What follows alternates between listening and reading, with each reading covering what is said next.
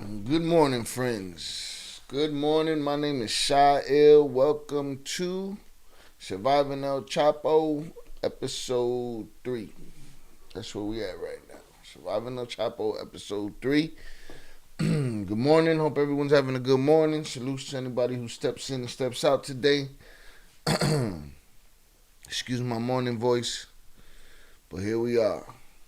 It's a Wednesday morning, and we got us some Surviving El Chapo episode 3. Again, salutes to everybody that's been through. If you have yet to hit the subscribe and the like button, please do. Some housekeeping. We got $2 text to speech, $5 for media reactions. The link is in the description. You hit that link down there. You can put in your name or you can put in anonymous. You can leave a donation, and it will ring off on the screen. If you subscribe during this broadcast, you'll see something like this with your name on it. Erica Kelly just subscribed on YouTube. And if you drop a dono, it'll look something like this. Let's see. Big Baller sent $1,000. I am the man. With that taken care of, quick recap of last week's episode. Last week was the 3Bs, the 3 billboards. Well, the 3Bs, which was babies, billboards, and Bentleys. Episode 1, they arrived. They got their job description. They got told to sit in an office and set up everybody that they ever done business with. And they were in there. Episode 2 was 3Bs. They wanted to show their love to their wives. One did it with a baby, put a baby and his wife in the visiting room bathroom. And then the other one sent his wife a Bentley for her birthday. Which probably wasn't a smart move when you're supposed to be hiding millions of dollars or turning over millions of dollars to government. So probably not the smartest move.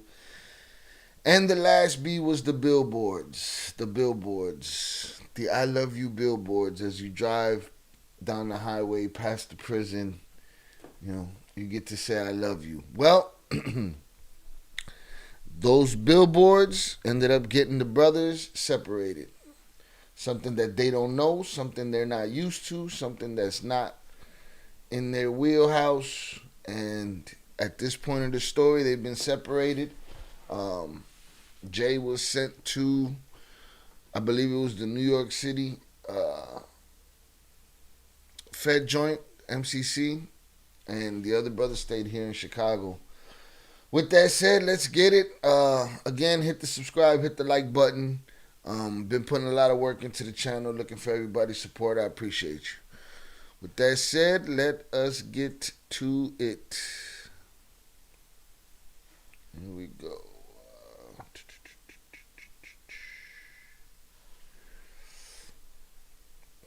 One sec. I need the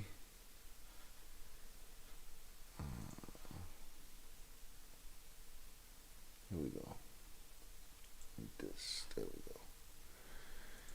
And we are on and popping. Episode 3, Surviving El Chapo.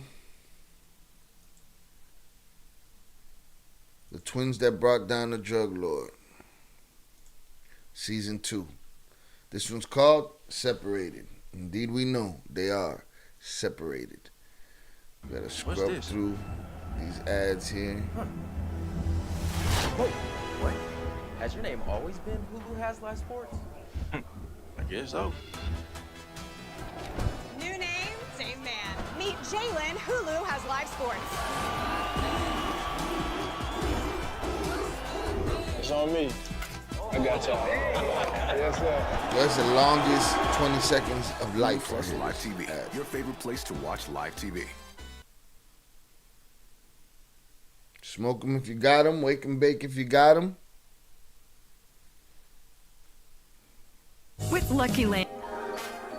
Skincare that's like Visit Here we go. DelaVieSciences.com. That's DELAVIE Sciences.com. Promo code OFFER20 for a 20% discount. DelaVieSciences.com. Promo code OFFER20 for 20% off.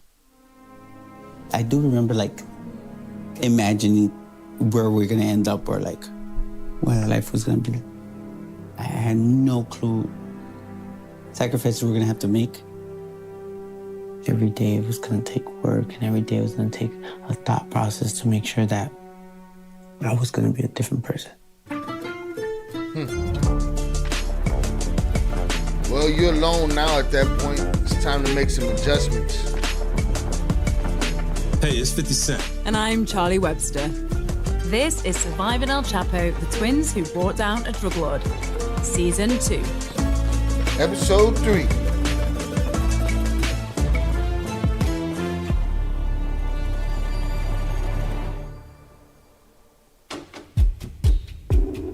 The baby and the Bentley were crazy and caused some real problems for the brothers. But it was the third B, the billboards, that completely turned up what their lives were about to look like in prison. The twins had been together since day one. People even called them just twin. For 28 years, every decision they made it together. And now they were both alone. For the first time in their lives, they didn't have each other to rely on. The billboards meant their special privilege of being housed together in prison was taken away.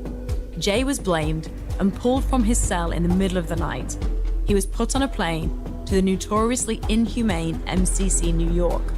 The conditions there are so bad that in 2021 it had to be shut down. Over 2 years later, it remains that way, whilst the government figures out what to do with it.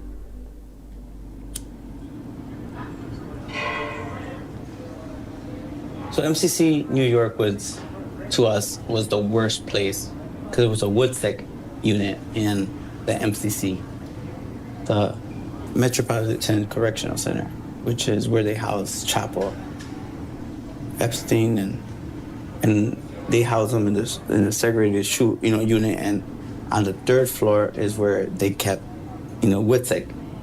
It's a special unit for cooperators. And it's the worst thing. The worst thing, probably the feeling of knowing you in the building with Buddy. In the same building and shit. Dude's a couple floors beneath you, fuming. Talking about I'd kill those twins if I had the opportunity. It was like a really intense watch on you, on your mail, on anything, because it's 14, 16 cells. There's probably 14 inmates, all the troublemakers. The worst of the worst. That's your last spot. Either it's your last spot before you get kicked out the program, or if you're going there to go to court to testify, that's where you go. And it's the worst place. They let you out to rooftop maybe once a week for an hour. This is the worst part, that the food is cooked by the inmates in the building. They know that unit's for cooperators. So every time they send the food trays up, they come with a little special surprise. I'm talking about every time. If it's gonna be a dead rat, roaches, who knows what they do to the food. And I actually never ate their food, not once. Yo, somebody put like the nasty salute. So somebody put like the nasty, spoon through the macaroni sound in the background and shit. All you hear is it's nasty though.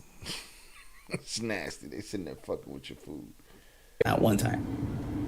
So every time they send the food trays up, they come with a little special surprise. I'm talking about every time. If it's gonna be a dead rat, roaches, who knows what they do to the food. And I actually never ate their food, not one time. I survived off of peanut butter and noodles. At my worst luck, I didn't have a phone. They had took my privileges away. I didn't have my brother.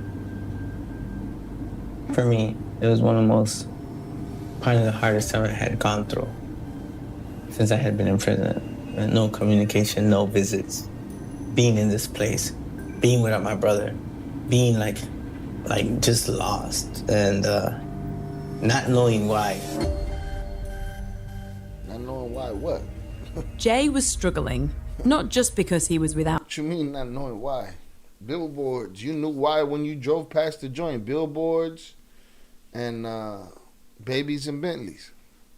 Pete, but in MCC Without my brother, being like just lost and not knowing why.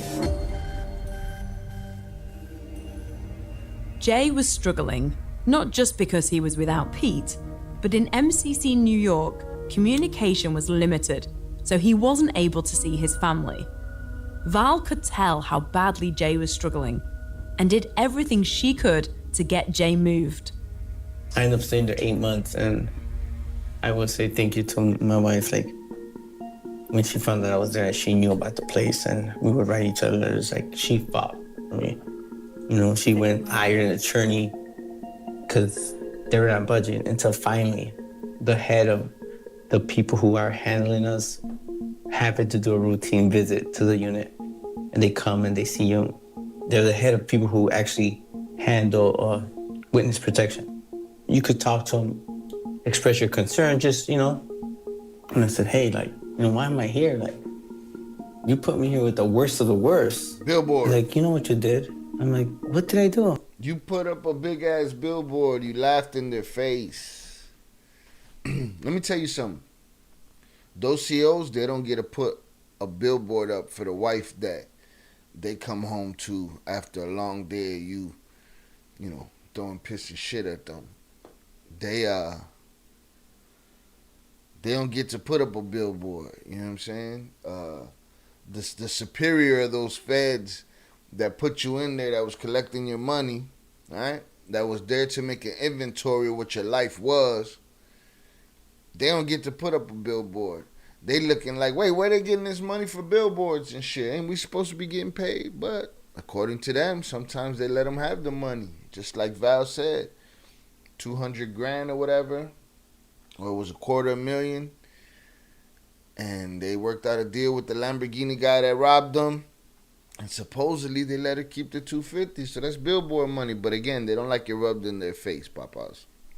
That's why your ass in New York fucking lonely eating rat shit.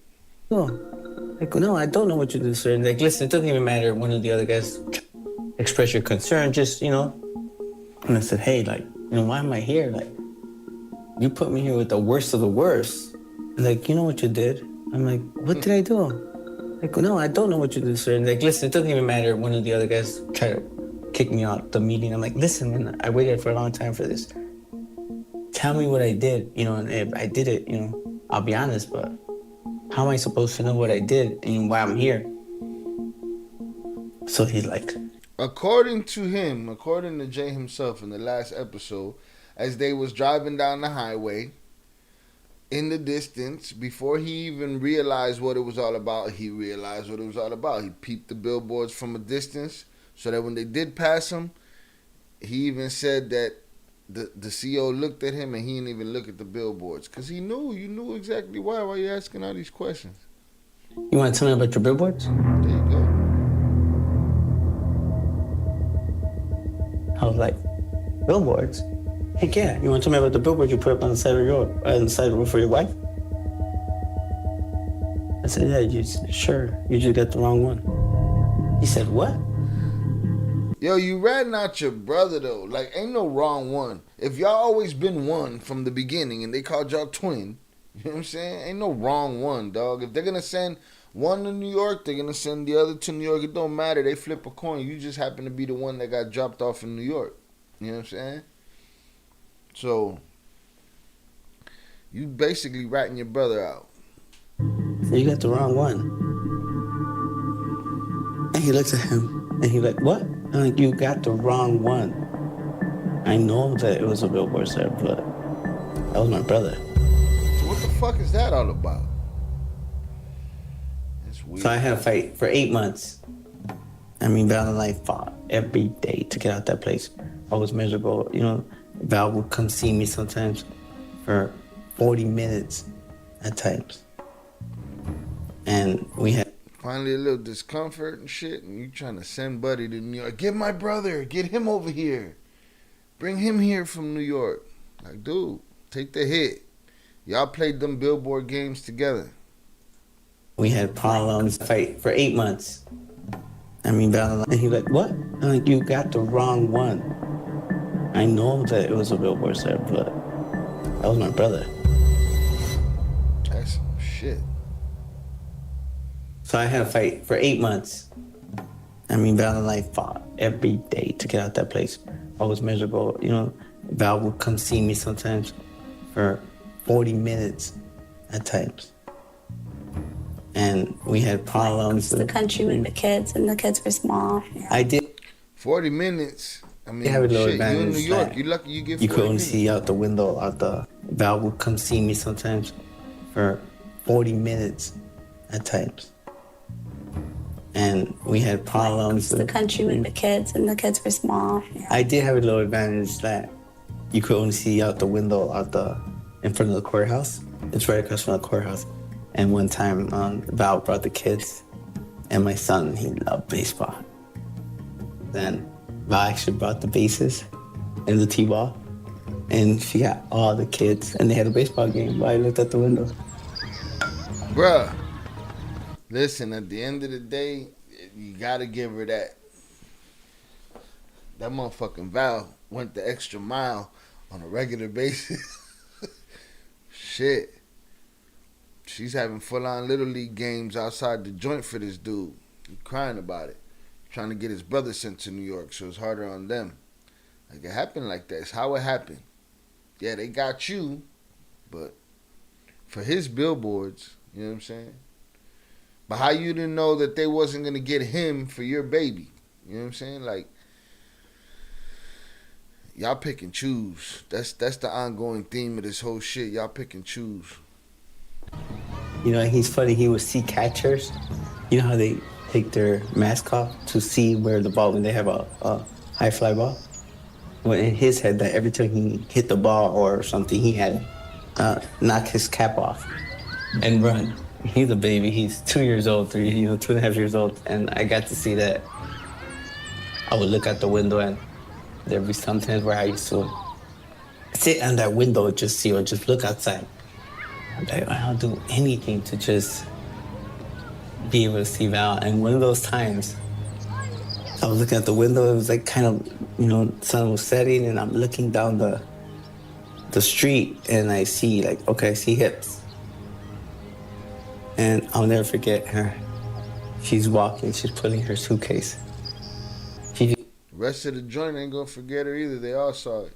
Just happened to stop by just to see it. I'm looking out the window. Like on a weekday. And she comes to the window and she's like blowing me kisses, and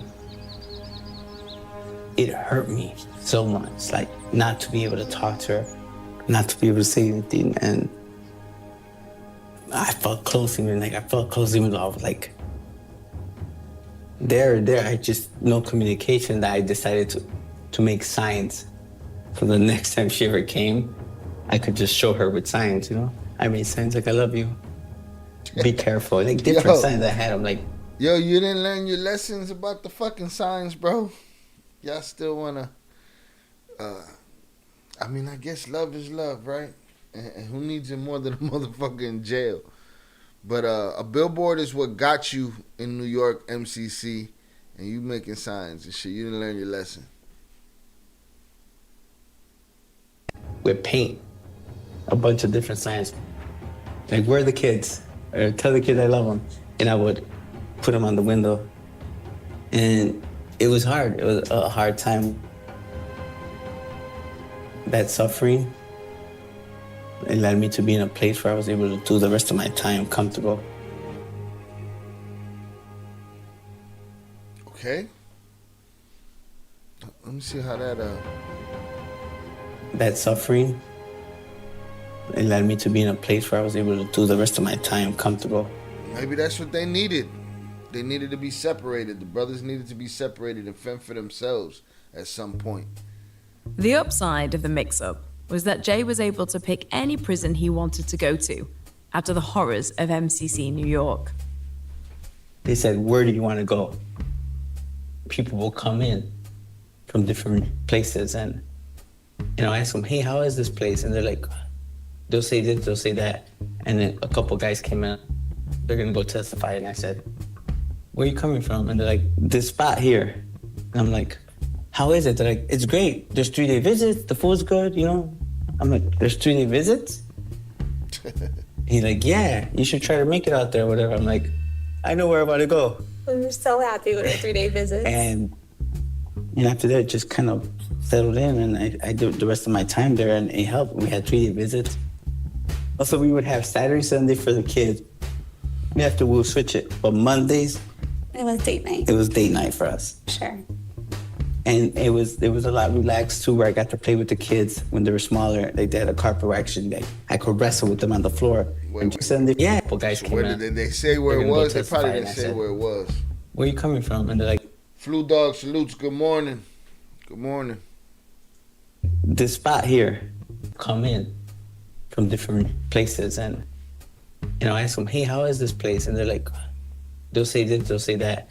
And then a couple guys came in, they're gonna go testify. And I said, where are you coming from? And they're like, this spot here. And I'm like, how is it? They're like, it's great. There's 3-day visits, the food's good, I'm like, there's 3-day visits? 3-day visits. He's like, yeah, you should try to make it out there, whatever. I'm like, I know where I'm about to go. We were so happy with our 3-day visits. And after that, just kind of settled in, and I did the rest of my time there, and it helped. We had 3-day visits. Also, we would have Saturday, Sunday for the kids. After we'll switch it, but Mondays, it was date night. It was date night for us. Sure. More babies from the and joint. it was a lot relaxed too, where I got to play with the kids when they were smaller. They did a carpet action day. I could wrestle with them on the floor and just play with them, sit down, and I'm right next to the garden. They appreciate it. They like to see you with your kids. Where was that? That I can't say. Okay. Who's they? They like to see you with your kids. With the kids. My time there, and it helped. We had 3-day visits. Salutes to anybody who's been in and out. If you're in right now, please hit the subscribe and like button before you step out. Appreciate it. Also, we would have Saturday, Sunday for the kids. Okay. After we'll switch it, but Mondays, it was date night. It was date night for us. Sure. And it was a lot relaxed too, where I got to play with the kids when they were smaller. They did a carpet action day. I could wrestle with them on the floor and just play with them, sit down, and I'm right next to the garden. They appreciate it. They like to see you with your kids. Where was that? That I can't say. Okay. It was it was like one of those, like you always look at the positives of bad moments. It was Club Med. It was one of them easy stays right there. Well, there you go. All that bitching, all that ratting, trying to get your brother sent to New York MCU. You ended up in a good spot to do your time. What you complaining about? And for sure that became a positive, but still, it was the beginning of me not having my brother. As Jay mentioned, the twins aren't always allowed to say where they were in prison. Some of the locations are highly confidential. Why? You already did your time, but it's probably because there's no sign of identity theft. All kind of other down. Motherfuckers there. Down. And a victim of identity thing that's not to know more. And now check. When Jay first was taken from his brother, Pete was left with an empty bed next to him. What was it like when you both got separated? How hard did you find that? It was super difficult for us, It felt like it was hard for us to be together sometimes because we would clash a lot.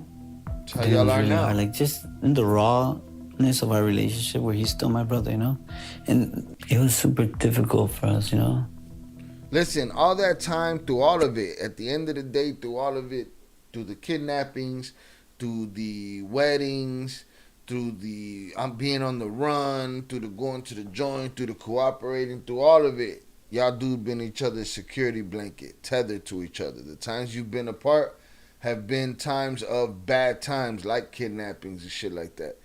I can't even say these words because they be demonetizing these videos over cartel talk. I don't get it. But y'all was, y'all was each other's crutch the whole time. y'all needed that time apart. I don't know how much good it did because y'all sound like y'all want to scrap right now. 50 should have just cleared the table, got out the way, and let them scrap.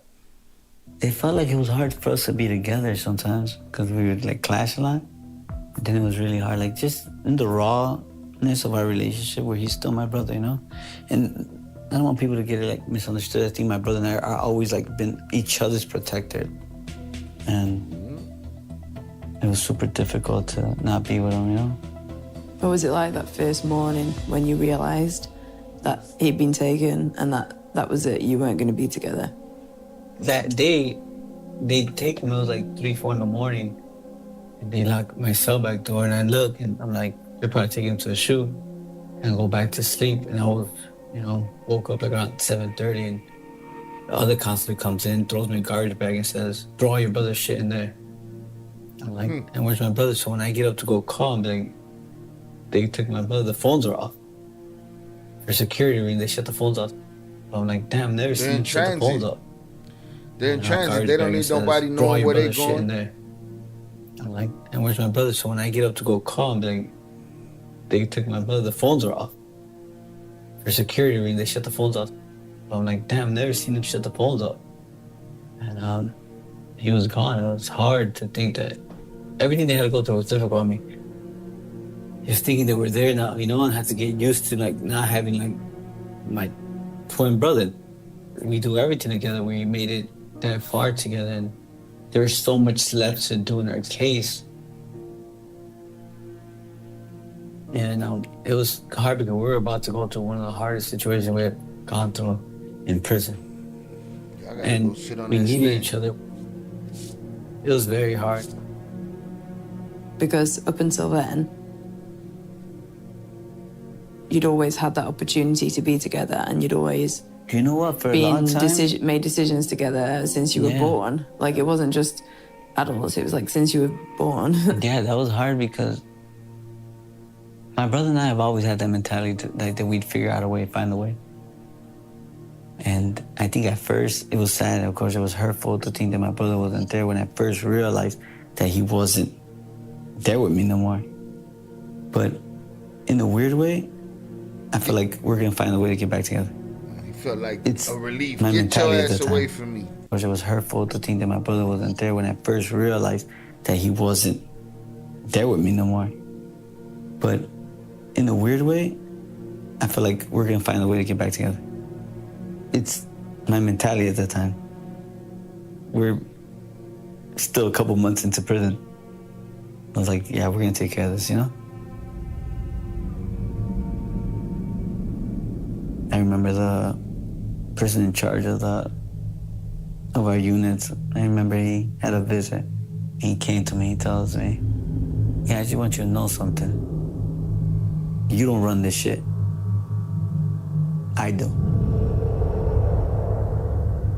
He didn't have a vision. He had a moment when he heard what kind of hustling honcho you are, and his ego took a hit, so he had to come and make sure you knew who was boss. It's just a simple power play. He had no vision. I was like, all right, okay, you're right.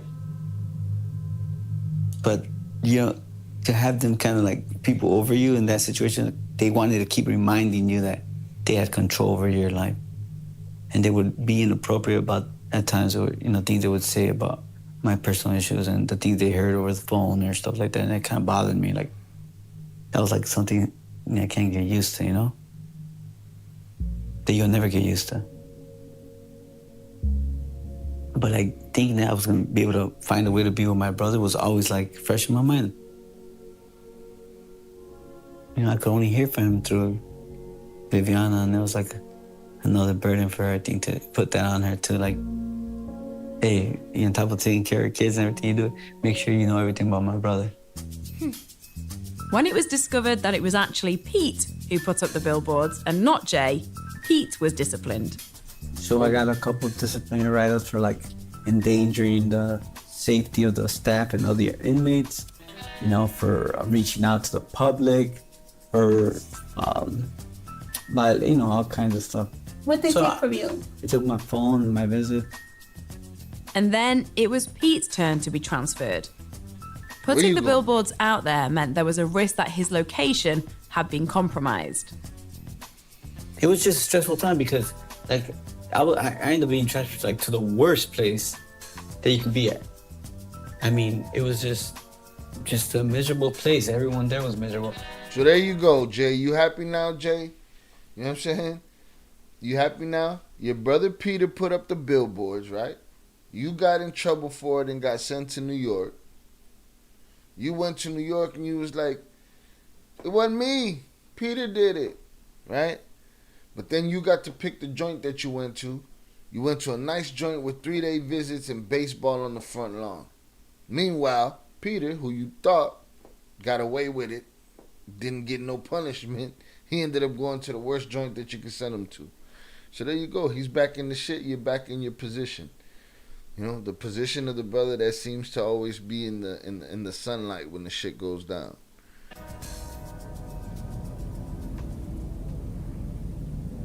It's always cold. They're all steel walls, and you had a stainless steel toilet, and you're allowed to wreck 3 times a week, if that. Or shower or wreck, one or the other. Which one do you want? What's it called? Rack? Rec. Rec. Recreation. Oh, recreation. So you get to go out in the patio or something for 30 minutes or whatever. 3 times a week?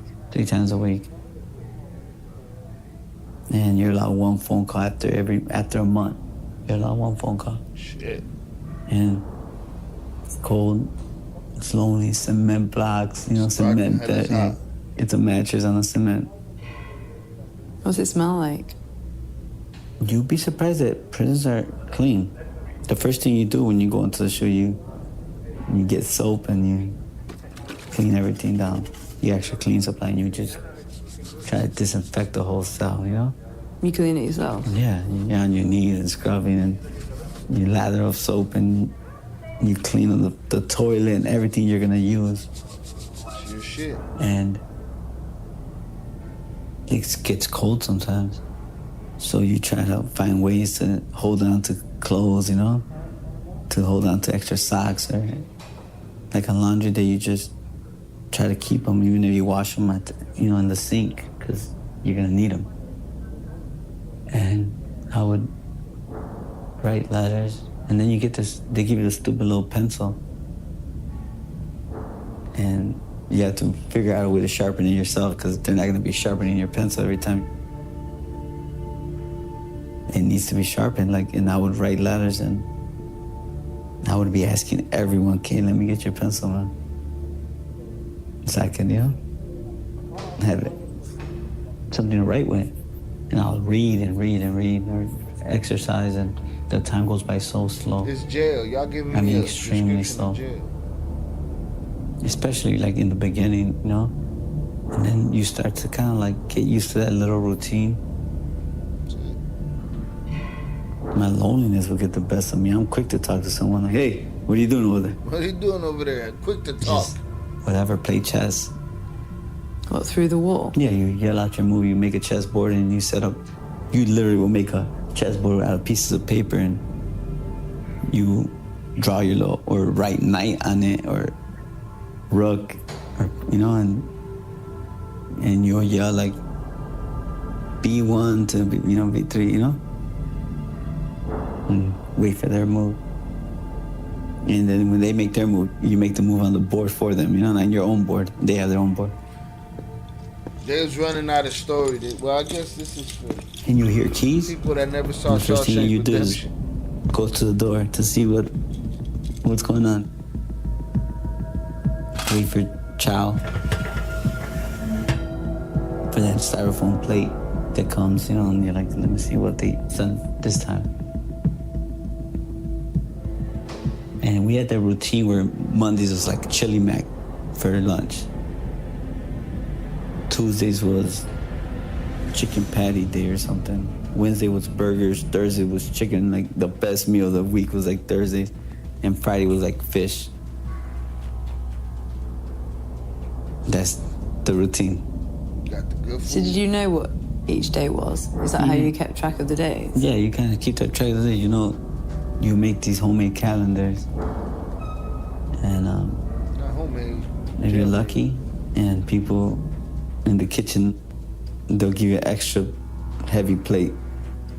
And what you have to do, you have to put the food to the side. So you're gonna eat a little bit of it and save some for later, because you're gonna be hungry.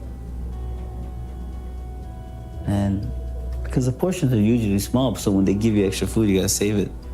You know, because sometimes like the dinner would be like a couple slices of bread, some cheese, or peanut butter and jelly.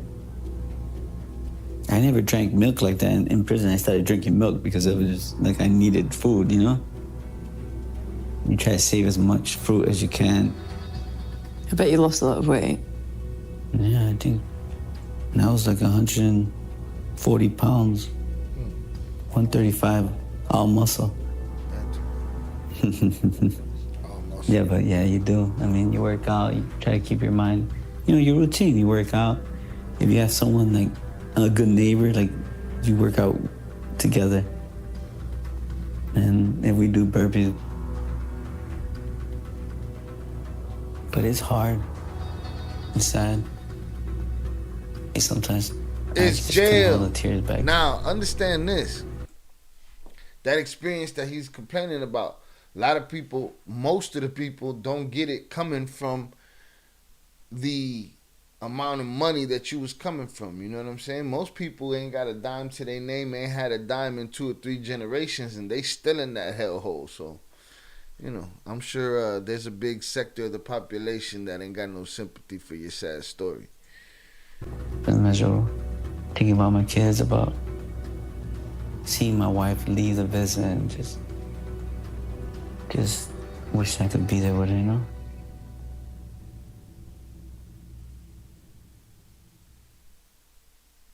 It's horrible to go through that.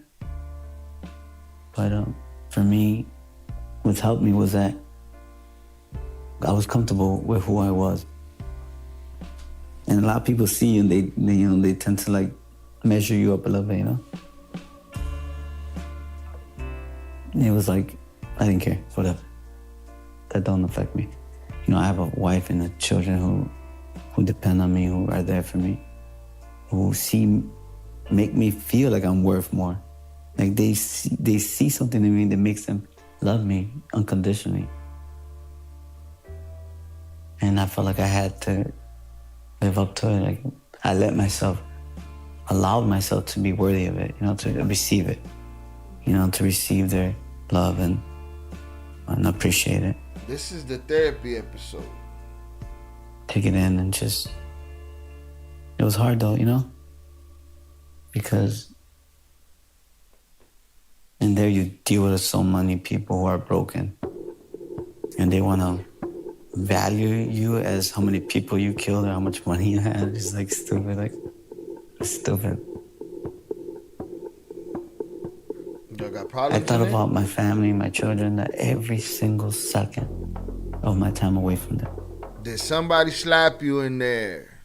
Did you have to slap somebody? Tell me something besides your heart was aching and your billboards was crying for each other.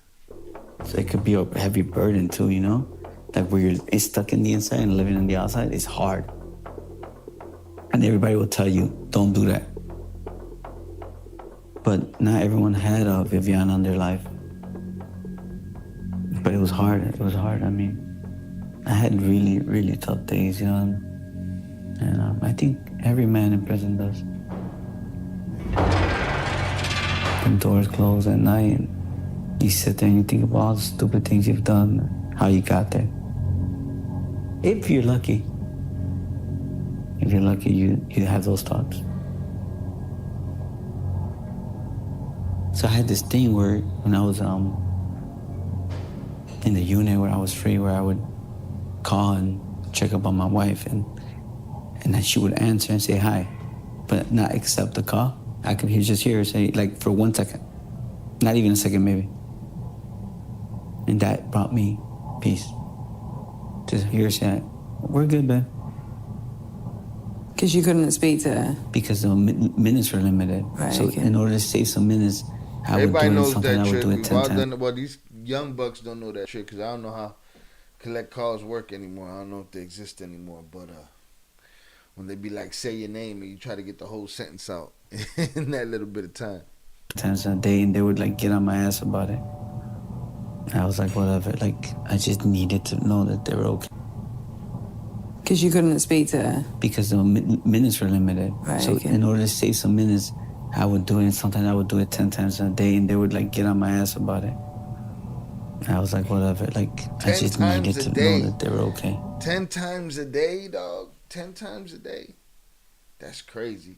They sound mad insecure, like they needed to know where their woman was. What are you doing? I'm telling you.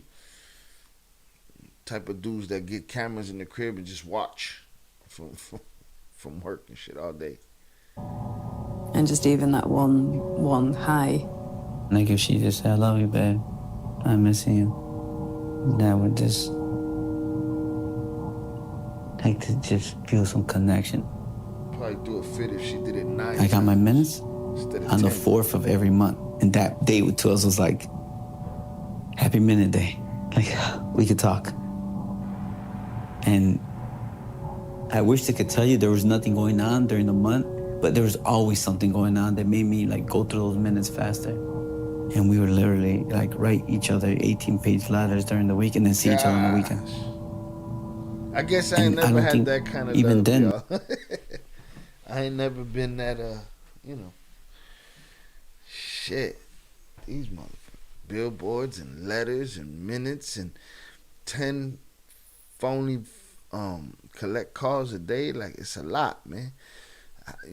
It's a lot. Were we able to share with each other everything that was really going on?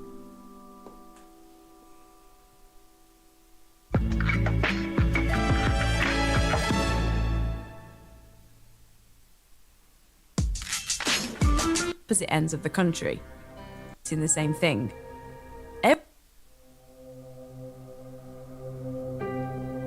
Inside the prison walls, Pete and Jay were isolated and lonely. Outside the prison walls, their wives, Val and Viv, were facing the same thing. Every time the twins transferred prisons, the families had to move too. Val and Viv were not only separated from their husbands, but now also from each other, on opposite ends of the country. And even though they were in the US, the cartel has people everywhere. El Chapo is not known for his forgiveness, so anyone connected to the brothers had a huge target on their backs. When we first came back from Mexico, we came to the United States, I knew what kind of life I was going to have to live. I would never even put my name on an email account, my real name. I mean, I was always hyper aware of if I was gonna do something, I always thought in the back of my mind, like, okay, can somebody find me? Can somebody find myself and my children? So any little step I made, like my bills or an email. It doesn't seem like it would have been that hard for them to be found. It's like, I don't even feel like y'all took the, crazy measures to not be found. You know what I'm saying? You came home, you turned down the witness protection. Like, I don't know if they was really looking if they didn't catch him. Like little simple things. I always had that in the back of my mind. That, eventually somebody would find me if I were to slip up. But it wasn't hard for me. I moved around so many places and I lived in small towns and I kept to myself. I mean, through the years, I didn't, acquire not one friend. And if a mom at the school was asking me too many questions or I seen them being a little too nosy, like I would just back off and I wouldn't allow my kids to have play dates with them any longer because I felt uncomfortable. I felt like if somebody was gonna know anything about myself or my kids, that we'd be in more danger than we already were. Me, out of everyone, I was the one very, very always careful. Always careful. And he never let anyone get close to me. I'm telling you, a lot of this up, we're gonna do Cartel Wives. We're gonna do the audiobook for Cartel Wives. But as far as backbone, you got to give it to Val for being the backbone of everybody. The twins, Vivi, everybody. Like, you know what I'm saying? When there was no plan and there was no way and everybody was frozen and everybody was crying, she went about her business and handled that. Same shit here. Stayed on it. I mean, as much as she could. I'm not saying she's a saint. I'm just saying that as far as the backbone of this situation now, you know, could she have been in the twins' shoes and still held on? It's like, shit. It's probably easier for them on the inside than it is for her on the outside. They don't got no extra bodies and kids and shit to take care of and people to drag around. They get told what to do instead of having to figure it out the way she did. You know what I'm saying? So she, as far as backbone, she was the backbone of this operation. When I moved into like smaller towns, I made sure that my neighbors wouldn't ask me questions. And if they did, I would be like, oh, I'm just a single mom. It was lonely. It was definitely lonely because I've always been around people. I have a big family. I've always, had friends growing up, and I lived a normal life. I felt like it was either me have, lived a normal life that I wanted or protect my kids. That wasn't even an option. I was going to do whatever I had to do to protect them. I do live a life that's very different from anybody in this world. We have to make sure that we're safe, and we have to keep our children out of harm's way. So there's a lot of things that we're accustomed to. Today, I use a prepaid phone because I'm trying to elude private investigators from finding me and tracking me down for the cartel. I feel like I've always said that me and Jay are really strong and that we can get through anything, that we've probably been through so much. And I feel like, we're unbreakable. I feel like we can withstand more than your average probably couple could. But when it comes to like your children, it's like you have this special place in your heart for them. You never want to see them go through anything. You just want to be protective and you just want to shelter them from that. So it's really hard for them. I just felt like our kids are not built for this. Over the years, I've sheltered them so much and put them in this bubble that I just wanted to keep them insulated from this world. Good luck with that. They don't know, or they didn't know any of this before. They didn't even know their father's real name because I didn't want them to Google him. Or if I knew there was this special coming out on television about their dad, I would take the cable out and act like something was going on with the cable box because I didn't want them to see their dad on television. And so there was all these precautions that I made, and they literally thought that their dad was in prison for tax evasion because I didn't want them to know. It was really hard for them to see Jay like that. Yeah, and how I long feel like can you it hide was that though? Maybe how long can you from a child, yeah, but kids ain't stupid. Things will start adding up for them. The internet come along. You can't hide it forever. A couple years maybe at most. And they literally thought that their dad was in prison for tax evasion because I didn't want them to know. It was really hard for them to see Jay like that. And I feel like it was maybe in the beginning when they were still babies, it was a lot easier for them because they were so young and they didn't know any better. And they honestly thought that that was kind of their normalcy to be visiting their father every weekend in prison. 3-day weekends. And it wasn't until they got older that they started realizing that he's in jail, he's in prison. He's not coming home. 14 The years. brothers also had to be careful with who they interacted with. In prison, you never knew who you might bump into. Here I am, transferred to a new prison, and I get put in a cell. I was supposed to be alone, and then they came like, oh, you're gonna have a celly. Make room. He should be here any minute.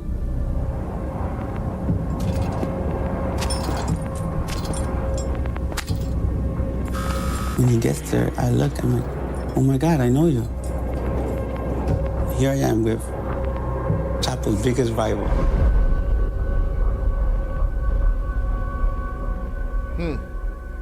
Chapo's biggest rival.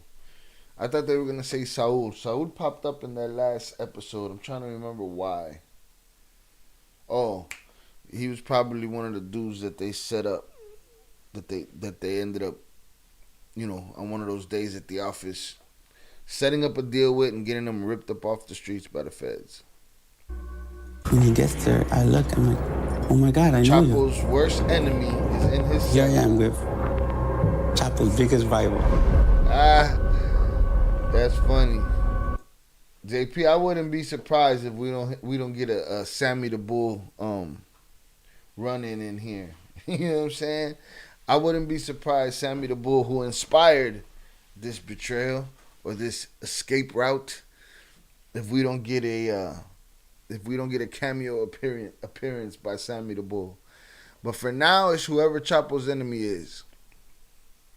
If you don't know, we're gonna find out together.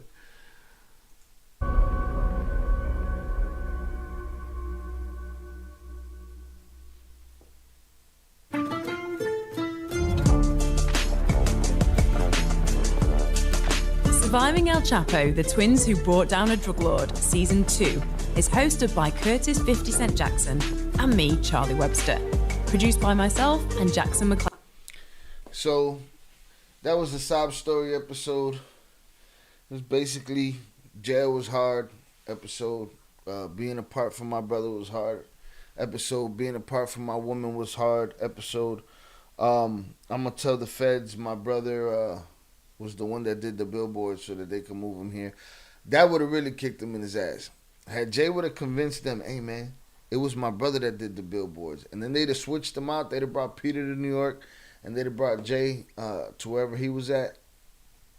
What would have happened was Peter would have got the good days. He would have got the good 3-day weekend, 3-day visit joint. And Jay would have shot himself in the foot. Sheesh. So yeah, that was basically a throwaway sob story. There's rats in the food in prison, and the feds are salty about our billboard episode. But the teaser that they set up is that Chapo's enemy is now his celly. Now he can really sell some information. I hope not. Because at what point are you worthless because you just talk too much? You know what I'm saying? But JP the Ghost 100 salutes. He said, I think it's Sammy the Bull. It was not Sammy the Bull, but I'm hoping for a Sammy the Bull cameo in this Sammy the Bull inspired jump off. So that's it. That's episode 3. They missed each other. Jail sucked. And, they were separated. So they're a couple months in by now. They did 14 years in a joint. I don't know if they were separated that whole 14 years. I'm willing to bet that they were gonna separate them anyway. That billboard shit was probably just an excuse to do what they were already gonna do anyway. You know what I'm saying? They weren't playing with these dudes as far as we want what we want. You guys work for us now. You're gonna do what you gotta do. But yeah, with that being said, let me make sure there's no teaser or nothing. Please hit the subscribe and like button. No one likes to talk. Appreciate it. Discovered Chumba Casino. I'm podcasts. No, that's it. Done dealio. So with that being said, please hit the subscribe and the like button. I should be back on this afternoon with another episode of Uncivilized, where I react to stupid criminals, ridiculous cops, and horrible people. And that's it. I'll be posting this up. There'll be the live version, and there'll also be the edited version. And so if you didn't get to finish it, you could jump back in there. Again, please hit the subscribe and the like. Y'all have a good day, and I will holler at y'all in a little while. Peace.